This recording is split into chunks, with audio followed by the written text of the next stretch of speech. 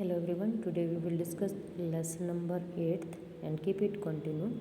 Today we discuss about Nathpanthi, Siddhi and Yogis, how they separate different religions in different part of country. Firstly we discuss about Nathpanthi, Siddhis and Yogis. जैसे कि pick में आपको दिखाया गया है और हम देखते हैं जैसे गुरु गोरखनाथ है, नाथपंथी योगीज जो केवल मेडिटेशन में रहकर अपने भक्ति आराधना करते हैं. A number of religious groups that emerged during this period criticized the rituals and other aspects of conventional religion and the social order.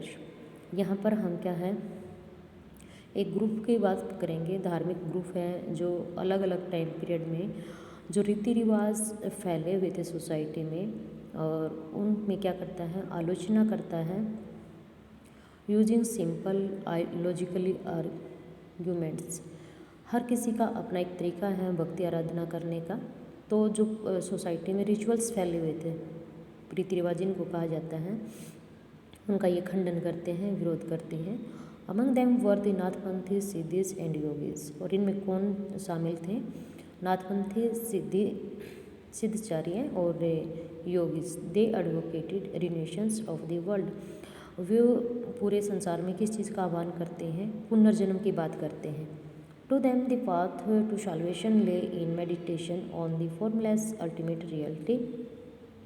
और वो क्या कहते हैं कि अगर हमें मोक्ष का रास्ता प्राप्त करना है, मोक्ष प्राप्त करना है तो मेडिटेशन यानी आध्यात्मिक होना चाहिए, भक्ति आराधना करनी चाहिए जो फॉर्मलेस जिसको हम देख नहीं सकते, जिसका कोई स्वरूप नहीं है. अल्टीमेट रियलिटी वही वास्तविकता है. And the realisation of oneness with it. और क्या अनुभव करना चाहिए कि एक ही भगवान है. ये डिफरेंट टाइप के जो हम नेम स्टडी करते हैं ये सभी एक है. To achieve this very advocated intense training of the mind and body through practice and like yogasan, breathing exercise and meditation.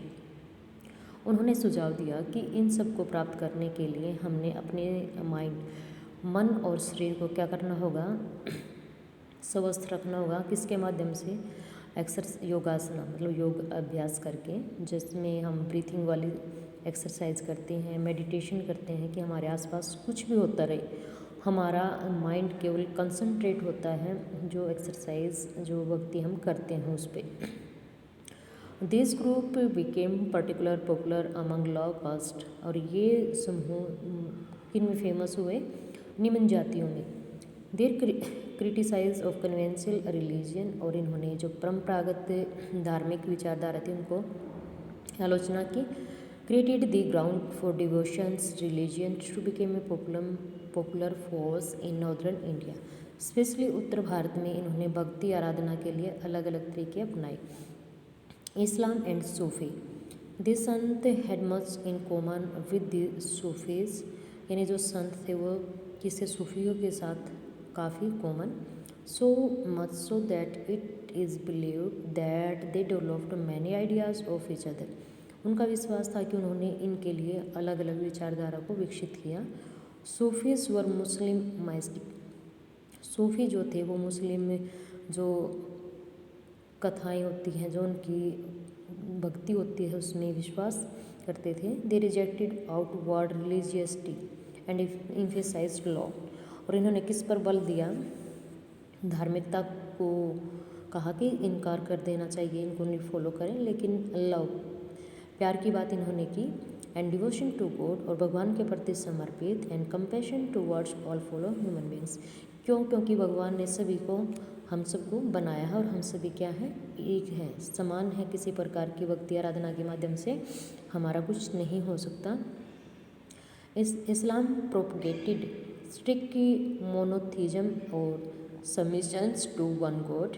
जो इस्लाम है ये केशववाद मतलब एक भगवान की बात करते हैं.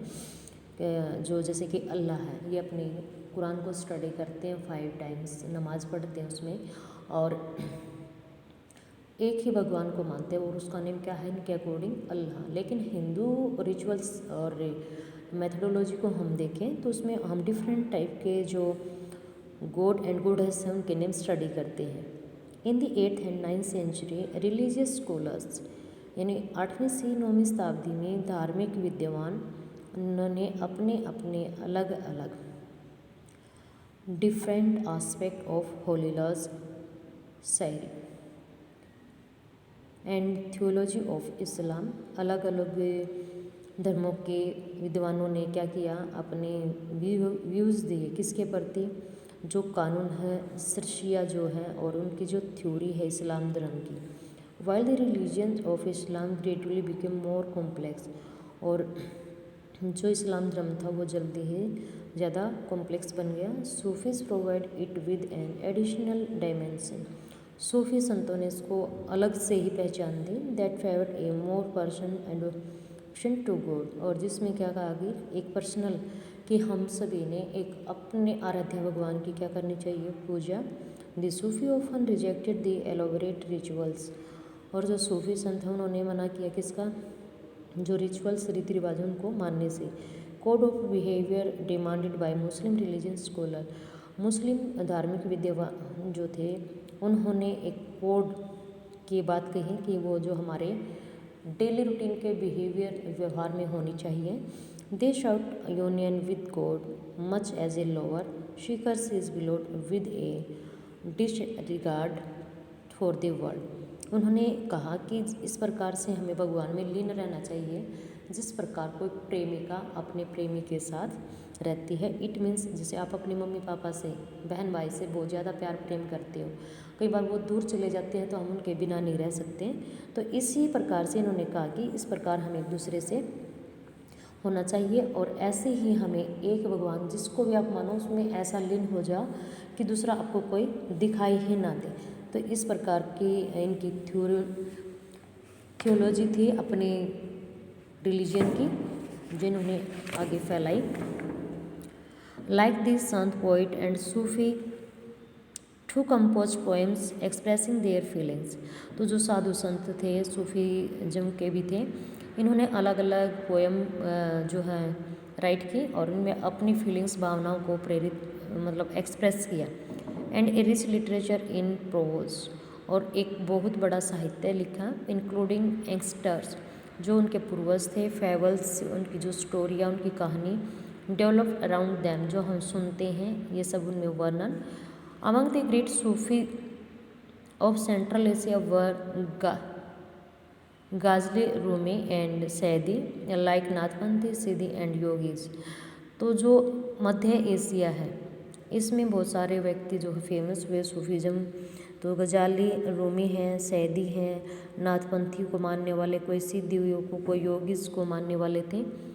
द सूफीज टू बिलीव, सूफी जो थे इनका विश्वास था that heart can be trained to look out the world in a different way, कि जो हमारा दिल है वो पूरे दुनिया को हम क्या करते हैं, हर कोई अलग अलग तरीके से देखता है। कोई ट्रेन जा रही है, मान लो हम देखते हैं ट्रेन को, एक बच्चा कहेगा बहुत स्पीड में जा रही है मैम, एक क्या कहेगा नहीं इसके डब्बे पुराने हैं, एक कहेगा इस पर कलर ये है, तो हम सभी हर चीज़ को डिफरेंट तरीके से देखते हैं। They develop elaborate method of training using जिक्र, जिक्र का मतलब इन्होंने 3 प्रकार से के मेथड यहाँ पर दिए हैं कि हमें पहले उनको शिक्षित किया जाना चाहिए। फर्स्ट में आएगा जिक्र, चेंजिंग ऑफ ए नेम और सेकेंड फार्मूला, एक विशेष फार्मूला दिया।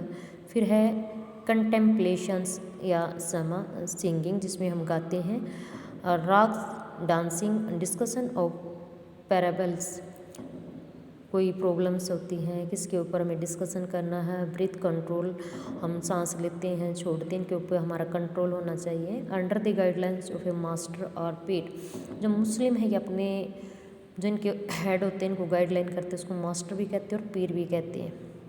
पीर हम सुनते हैं जिसकी मतलब हिंदू तो नहीं, मुस्लिम लोग पूजा करते हैं और कोई कोई हिंदू भी करते हैं। Thus amongst the silsila as a spiritual genealogy of Sufi teachers, each follow a slightly different method, तरीका भी मेथड ही होता है, of instruction and rituals practice. इस प्रकार से जो सिलसिला है उन्होंने एक आध्यात्मिक थ्योरी बनाई जिसमें जो सूफी के टीचर्स थे इन्होंने अलग अलग तरीके से अलग अलग विधियों का प्रयोग करके अपने रिचुअल्स के बारे में इंस्ट्रक्शन देना, निर्देश दिया। अब इस पिक में भी आपको दिखाई देंगे अलग अलग तरीके को ये लोग फॉलो कर रहे हैं। तो इस प्रकार के जो रिचुअल्स हैं वो पूरे इंडिया में हमें देखने को मिलते हैं। तो नेक्स्ट हम रीड करेंगे। Thank you, have a nice day.